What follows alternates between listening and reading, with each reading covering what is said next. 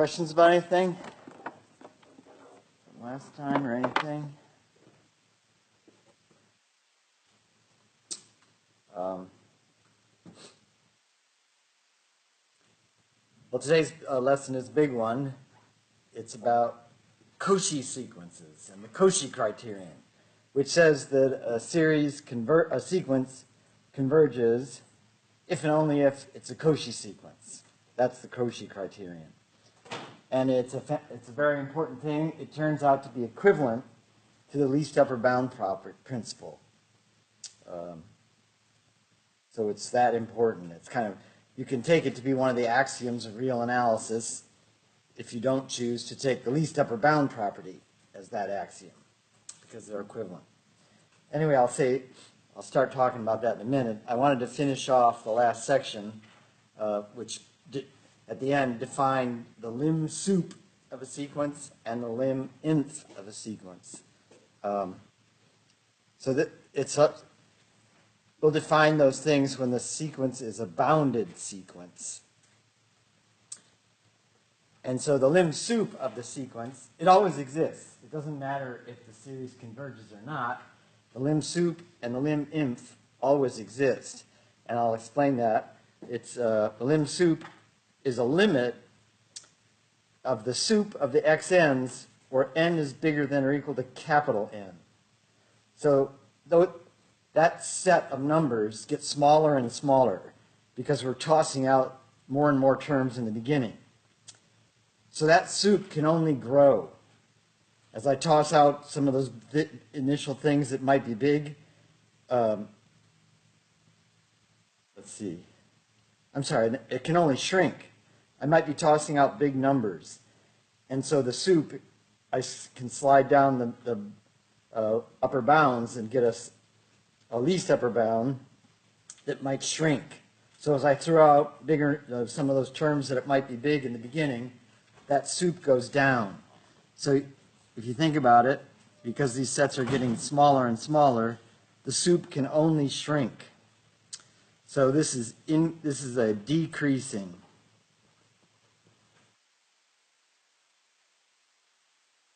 sequence.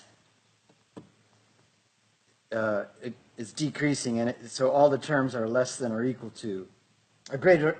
They're getting smaller and smaller, but they might stay equal. That's possible. Okay. It's also bounded below. I'm sorry. The sups are all bounded above. It's bounded above by M.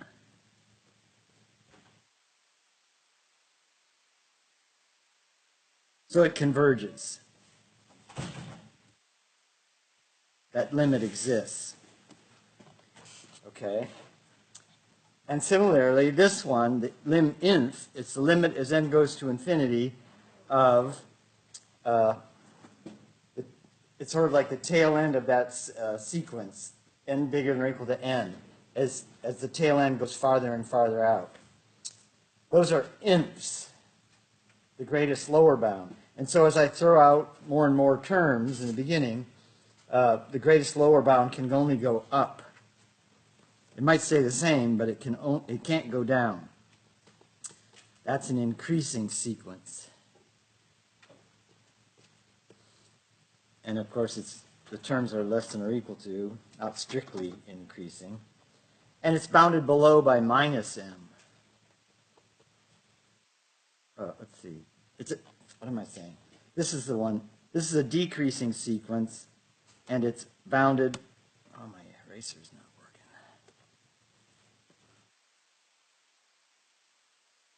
It's bounded. Oh, for crying out loud,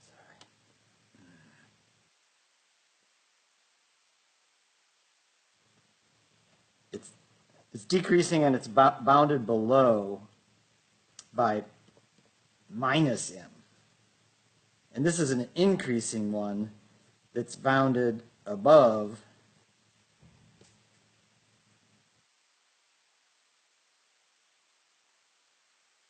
by plus m.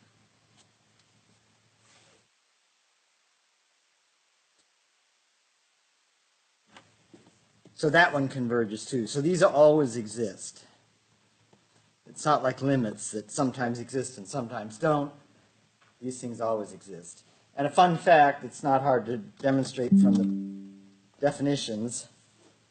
A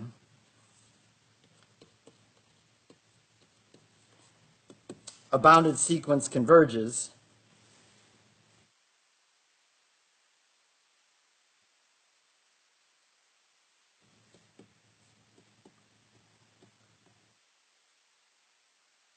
if and only if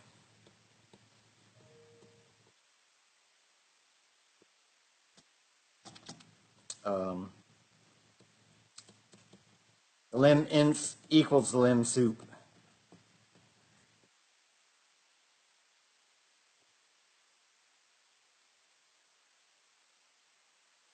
And if that is the case, then those would both equal the limit.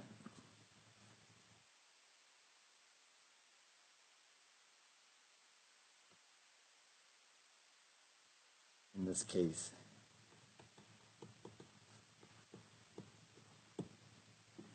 Okay, I'll let you read about that because it's the kind of thing that gets used later maybe in your math experience, so it's a good thing to be exposed to it and hear the definitions and sort of get the feeling for them. The most famous formula where the lim sup appears is Hadamard's formula for the radius of convergence of a power series.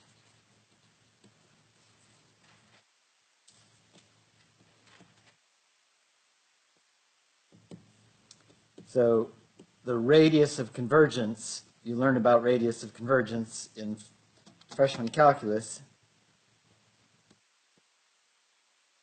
Radius of convergence of a power series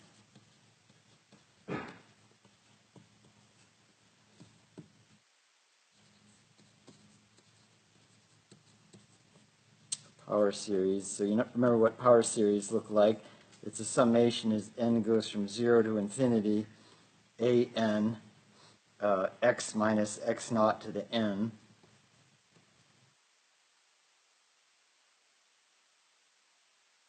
It's determined by this formula.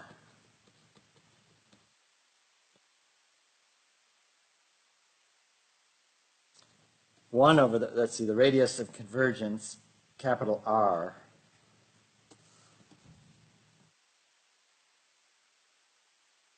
of a power series is determined by 1 over the radius of convergence is equal to the lim sup of those coefficients, absolute value to the an term, nth root. Kind of a mind-blowing formula. That means the radius of convergence is completely determined by those numbers and the limit of those sups.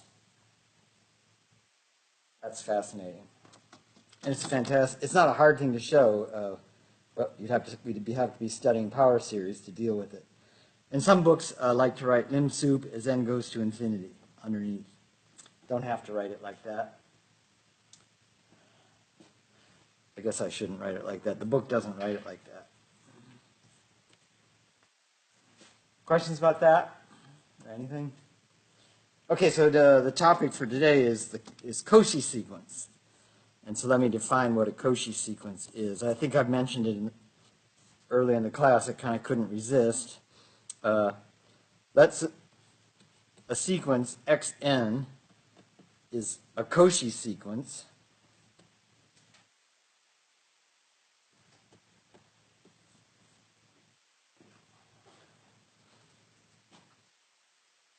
Means given epsilon bigger than 0, there is an n, a natural number n,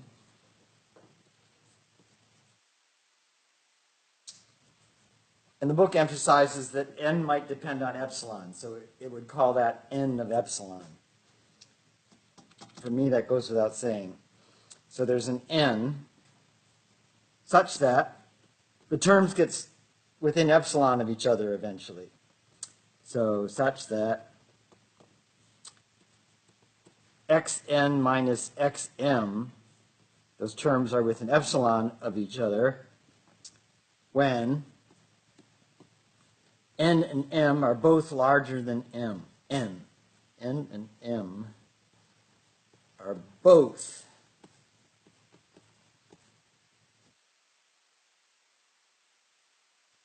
larger than n. And I'll write that like this. N comma m are greater, I say larger than or equal to let me fix this. Are larger than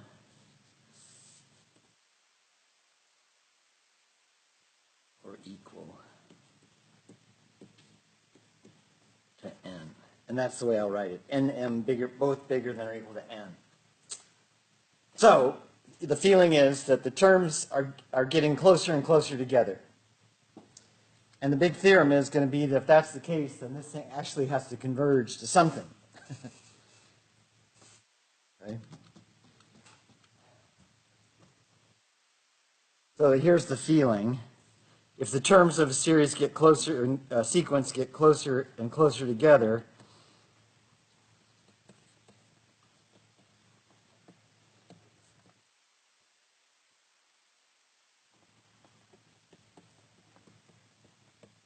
they must get close to something.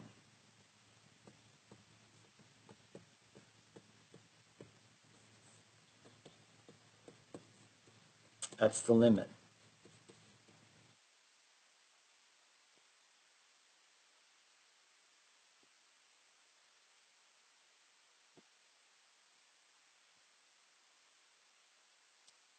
Something is the limit. Okay, so people had that feeling and sort of believed it for a long time before they realized that's a fundamental property of the real numbers. And they needed it like they needed an axiom. Dedekind, with his Dedekind cuts, found a model for the real numbers where that axiom is true. And I'll mention another model for the real numbers where that axiom is also true. Let's see. There's a few easy facts we need to get out of the way real quick. The easy part of the Cauchy criterion, it's an if and only if thing. One direction is easy. If the series converges, then it is Cauchy. If xn converges,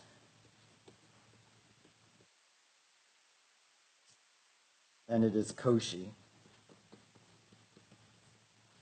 I guess I use Cauchy like a verb or a noun, or an adjective, or a whatever. Then it is a Cauchy sequence.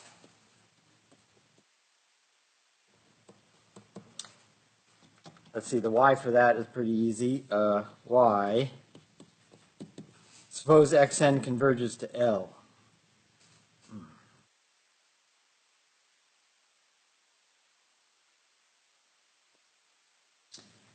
Then I let epsilon be bigger than 0. I want to show it's Cauchy. Okay. Well, let epsilon be better. Because it converges, there is an n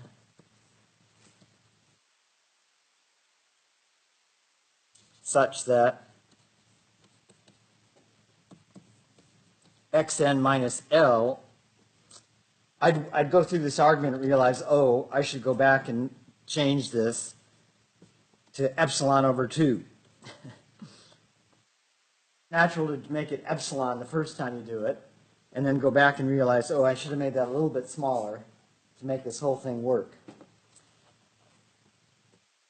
When n is bigger than or equal to capital N. And now the thing pops out at you. If I look at xn minus, well, this is, maybe it doesn't pop out at you. if I look at xn minus xm, they're both getting close to L. So they both must be close together. And in fact, the easy way to demonstrate that using triangle inequality is to write xn, subtract the limit, and then add it back in there.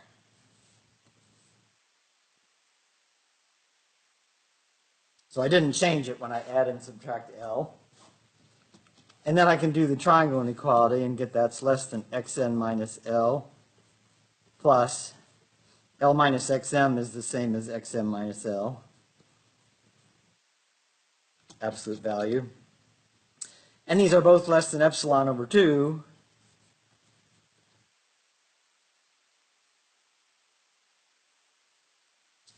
When, let's see, they both, n and m, both need to be less than, greater than or equal to the magic number n.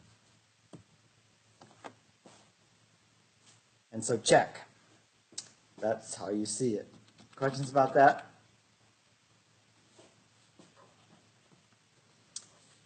Another easy fact that we'll need in a minute. Cauchy sequences are bounded. If the terms are getting closer and closer together, they can't go flying off someplace.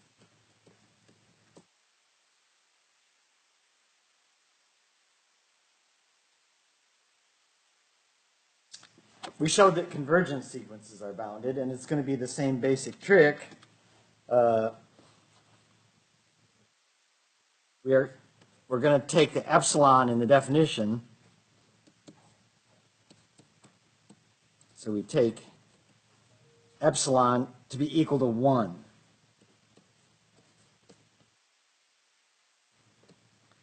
Then we'll get an n such that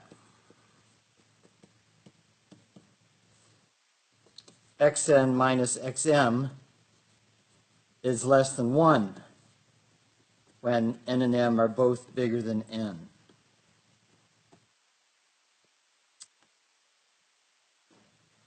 Okay, so let's think about this. I'm going to play with this for a second.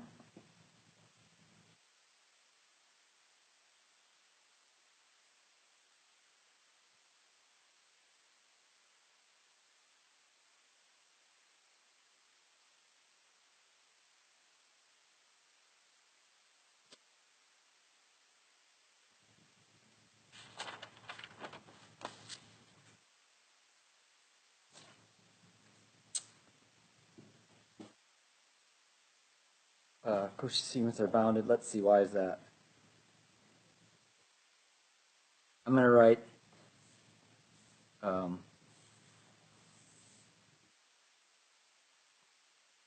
let's see, so this is true. This will be true for xn minus xm is less than 1. When m is bigger or equal to n. Okay, because of the previous line. And now let's think about xn. Let's think about xm. xm is equal to xm minus xn plus xn. So I'm doing this trick again of adding and subtracting something to get the inequality I want. That's kind of a standard practice. So I'm going to subtract the xn and then add it back. Problem is getting the tail end of the series to be bounded. Okay, that's going to be less than or equal to xm minus xn plus xn. Okay, and this is less than 1 when m is bigger than or equal to n, capital N. And so now I've got the tail end of the sequence bounded, and so now the moment is m equal the max of the beginning of the series out to xn. Okay, that takes care of those terms in the sequence. All the rest in the end, the tail end there, are bounded by xn plus 1. I guess it's those last two are dumb. The max of those two is xn plus 1, is a bound.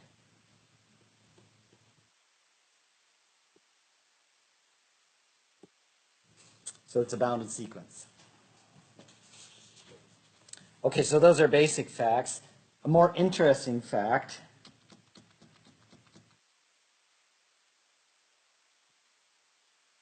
which is this is the Cauchy criterion.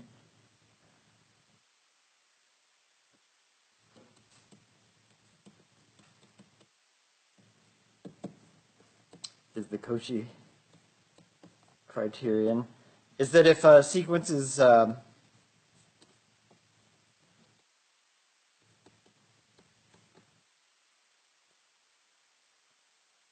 Cauchy, then it converges. So that's the reverse fact from the easy fact I just mentioned. Cauchy sequences converge.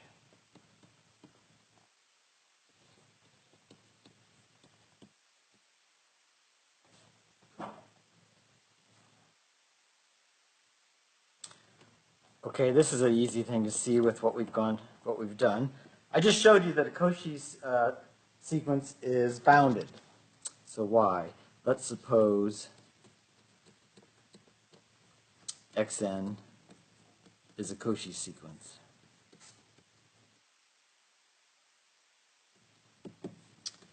Then we just figured out that xn is a bounded sequence.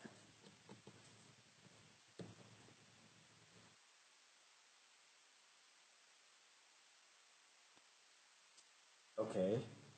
And we know that a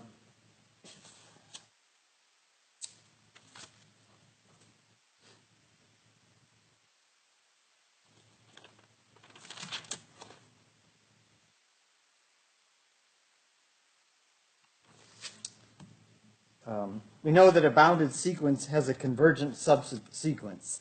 So the Bolzano-Weierstrass theorem from last time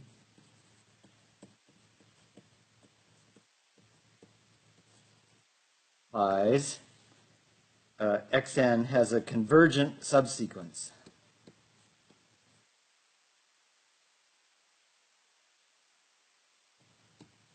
xnk.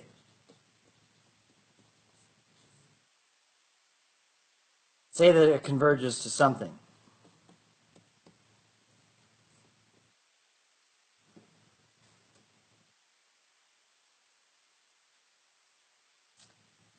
I claim now that its original series has to converge to L.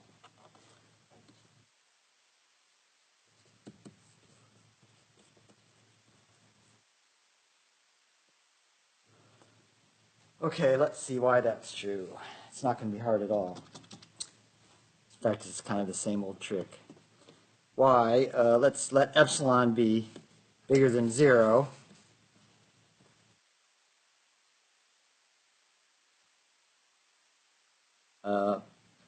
We know the series is Cauchy, so there is an n such that xn minus xm is less than epsilon over 2.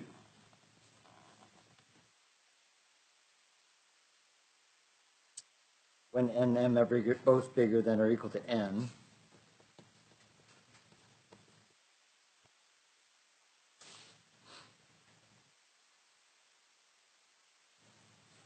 And now I want to show,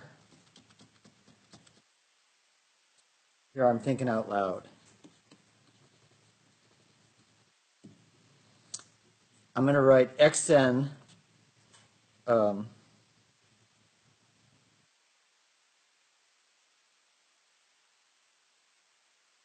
oops, let's see. Oh, blast. Okay, I did that. Okay, I'm thinking out loud here. I want to see that xn minus L is small. And here's the trick. There's a convergent subsequence. So what I'm going to do is I'm going to pick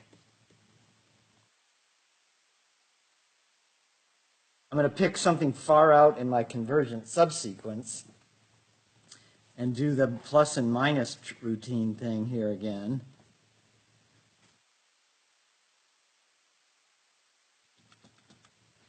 And then this is going to be less than or equal to, this one's going to be less than epsilon over 2 by the thing above, and then I have to pick my this other one to make this one less than epsilon over 2.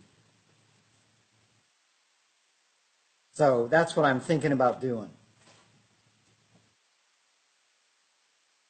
Okay, so what do I need to make this work?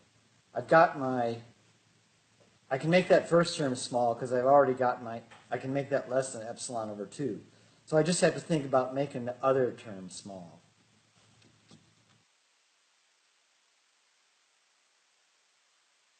Got this one.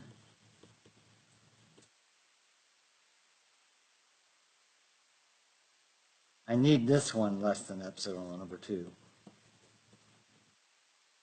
Well, that's not going to be hard to do since xnk converges to L. Xnk converges to L. There is a, okay, I had an n a minute ago. Yeah, I don't care. I'll have to call it something else. There is a n2 such that xnk minus L is less than epsilon over 2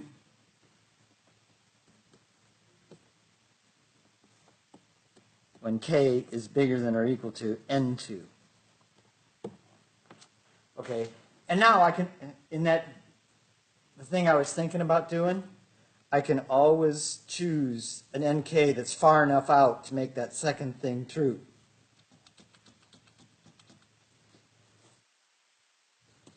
So I can always choose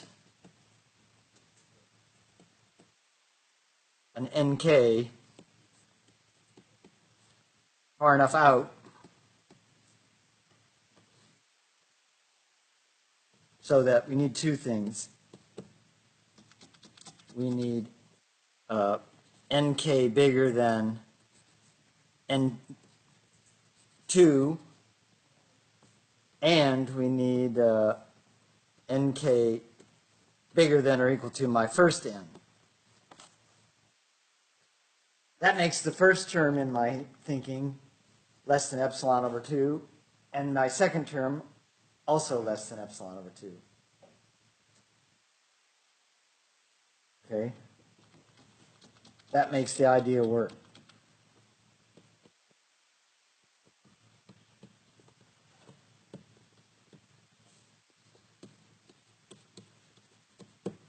So check. It converges to L.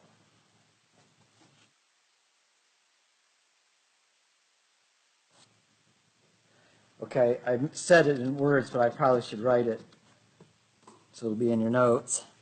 A fascinating fact.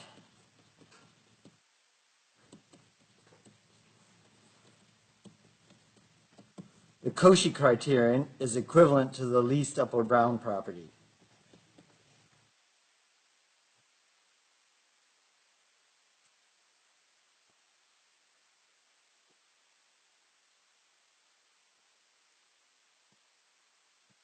The fact that soups exist.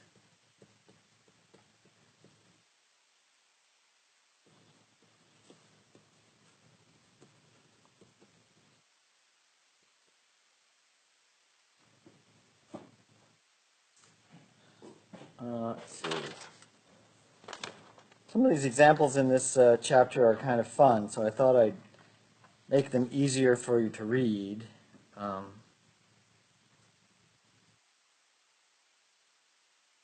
Let's see, so, Dedekind did Dedekind cuts.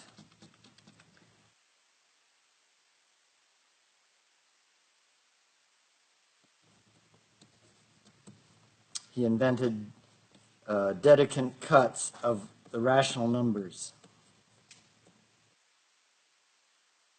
So those were Dedekind cuts of rational numbers, and that's how he defined the real numbers.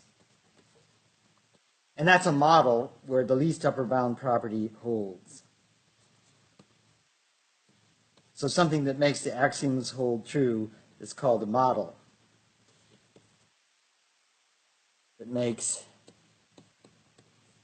the axioms of R, including the least upper bound principle, hold.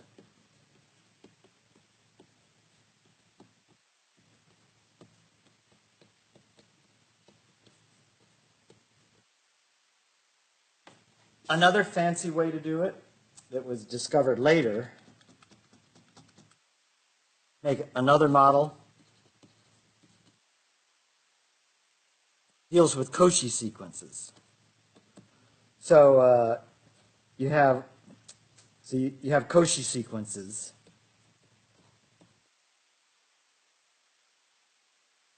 Xn and Yn. We say that these Cauchy sequences are equivalent, so I'm going to make an equivalence relation. If you've ever had a fancy math class, you probably discussed an equivalence relationship. An equivalence relationship will say that these Cauchy sequences are equivalent,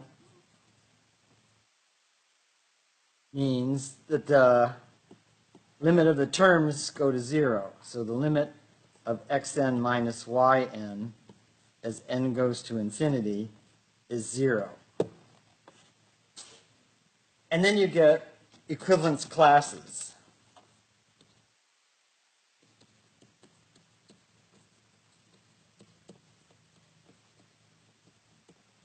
So you make a square thing, xn, that's equal to the set of all yn that are Cauchy,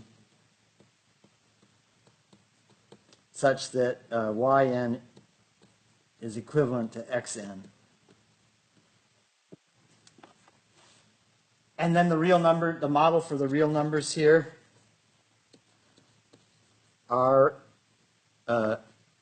is associated with the set of all these equivalence classes. And then you have to show that they satisfy the axioms, and you have to play a lot of games. So it's going to be the set of all equivalence classes.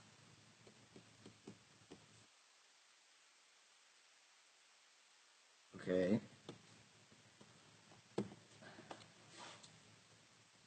You'll see that in certain books on real analysis that get into more of the heavier aspects of that. You could have axioms that don't make any sense, and there's no model that makes the axioms hold. And so it's important to know that there is a model for the real numbers. Of course, you feel like it's a real line. And if you ask yourself, what's the equivalence class for the square root of 2, it would be, those rational numbers that converge to the square root of 2 would define that equivalence class. And you'd have to, play the same old games to show that the square root of 2 exists. Once you've done it for Dedekind cuts, it wouldn't be hard to do it for this. Okay. If you go to graduate school, you might see that somewhere. The book by Rudin, Principles of Mathematical Analysis, does this. Well, now I want to do some examples that are kind of fun to do, and it'll help you read the book.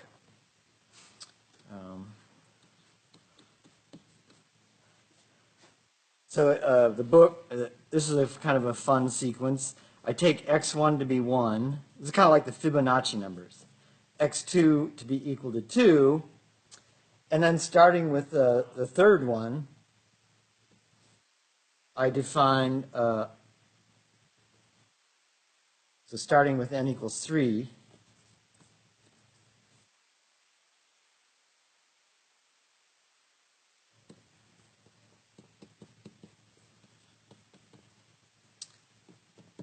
the next one is going to be the average of the previous two. So it'd be xn minus 1 plus xn minus 2 divided by 2. That's the average of the previous two.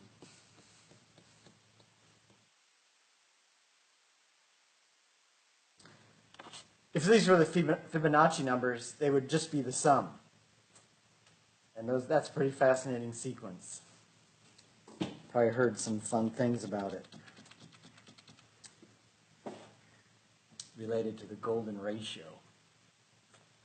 But this is not as interesting a sequence for sure. But it turns out to be fairly straightforward to show that it's a Cauchy sequence. So I'm going to claim xn is Cauchy. Okay, so step one to see that x1 is Cauchy, I need to see, first I'll need to see that it's bounded. So, in fact, let's see, 0 is less than all the xn's are all less than or equal to 2.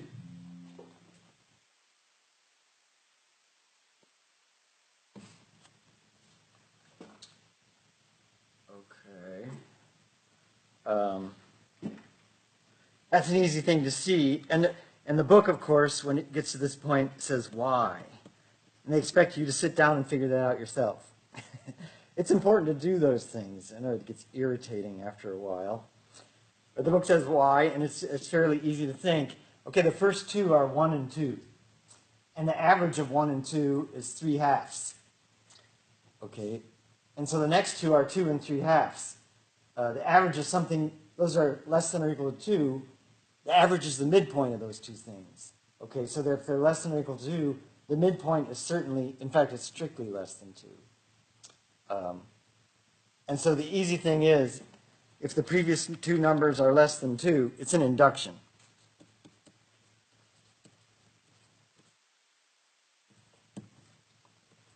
x1, x2 are less than or equal to 2.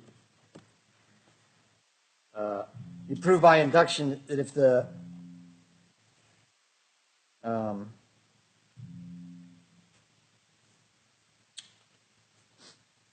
yeah. So assume we know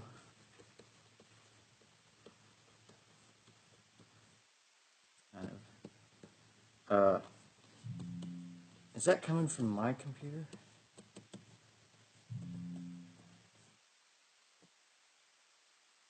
Are all in this range.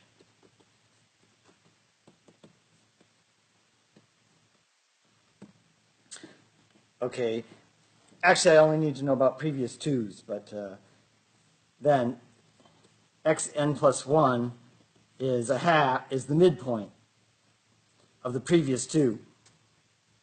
So that would be xn plus xn minus 1 over 2. You could use the triangle inequality, or you could just say that that's the midpoint of those two.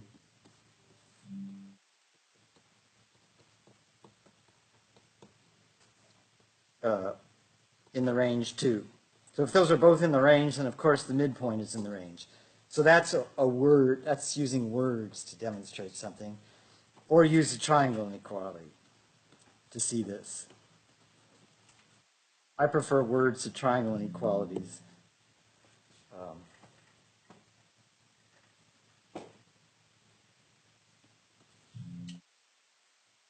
Is that coming out of the speakers in this room? I'm going to report. I got to report because this thing isn't working right today either.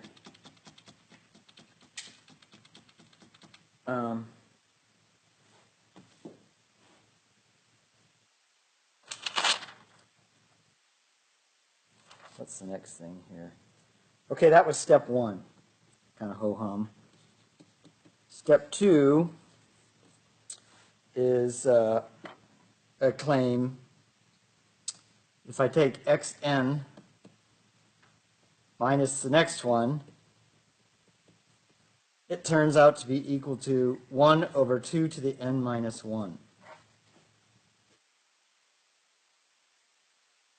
Another induction. Okay, and the book, of course, says show this. So you got to think about it and do it to get the most benefit from the book and the course. Okay, so let's think about it. It's certainly true for the first term. Or let's see. It starts to be true at n equal 2. Oh, I'm sorry. This is, yeah. It's true for n equal 1.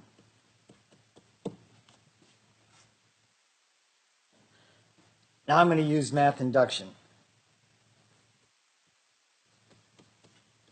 Suppose we know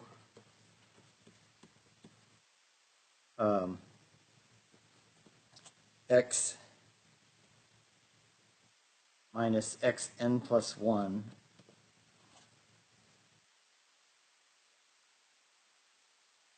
is equal to 1 over 2 to the n minus 1. Then I've got to think about the next one. Xn plus 1 minus xn plus 2.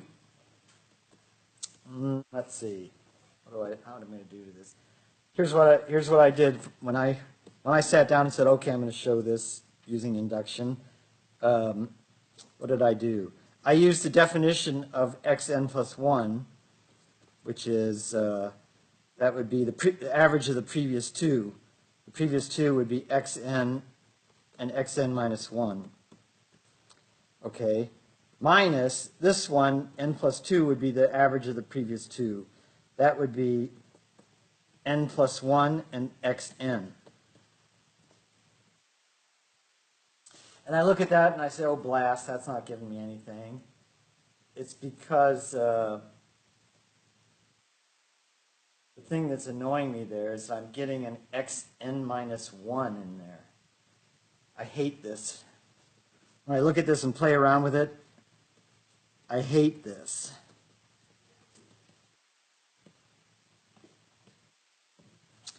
And so that wasn't a smart thing to do. It's not giving me what I want. I hate it. It's not working.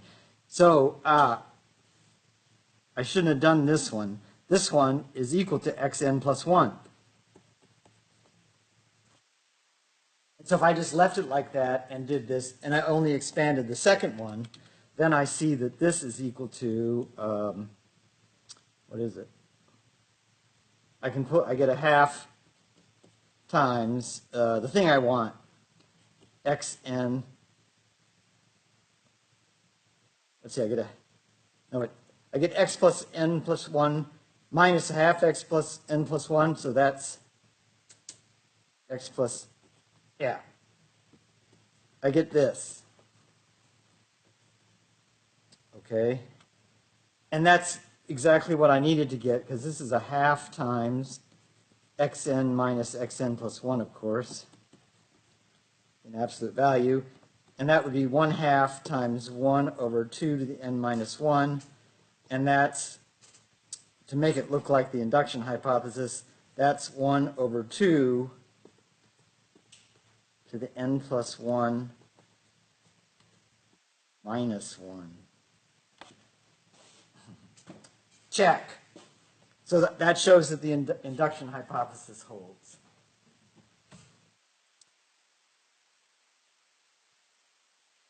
The induction hypothesis implies true for the next one.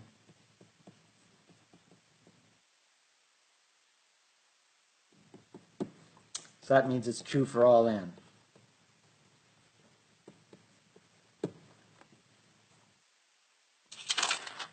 Okay, that's step 2. Now, step 3 is to show it's a Cauchy sequence. Finally do it now. So I'm going to show that xn is Cauchy.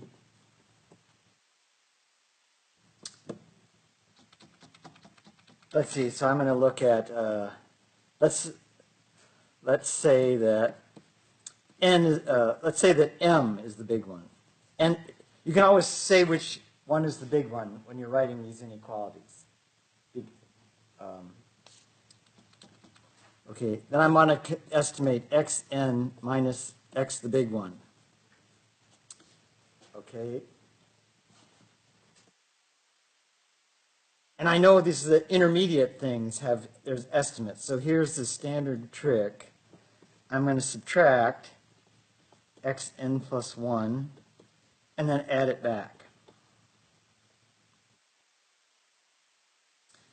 And then I'm going to subtract the next one, xn plus 2, and then add it back. And plus dot, dot, dot. The last one is going to be, oh, let's see, it's going to be xm minus 1 minus xm plus xm minus 1 minus xm. Those are going to telescope. So notice that they pairwise cancel. I mean, I'm adding and subtracting something. And so, yeah, I didn't change the thing by adding and subtracting a bunch of stuff. But now I can estimate this and get this is less than xn minus xn plus 1. And then I'd get xn plus 1 minus xn plus 2. And I know exactly what those numbers are. Plus dot, dot, dot. The last one would be x m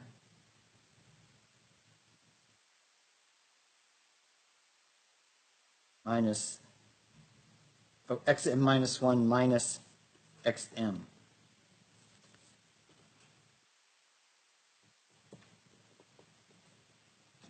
And I know what these are equal to. This one's equal to 1 over 2 to the n minus 1. This would be 1 bigger. That'd be 1 over 2 to the n, etc. This one's going to be 1 over 2 to the m minus 1 plus 1, minus 1.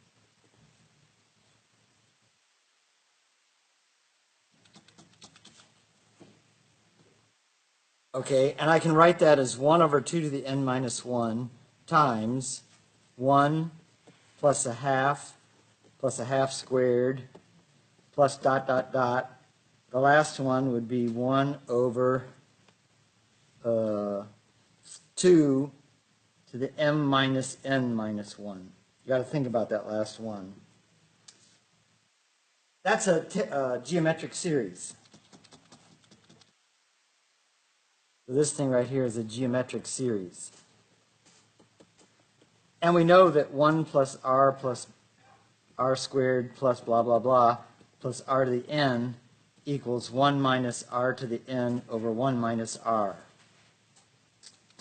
So my xn minus xm is less than 1 over 2 to the n minus 1 times 1 minus, the r there is a half, so it would be a half to the n plus 1. That would be m minus n.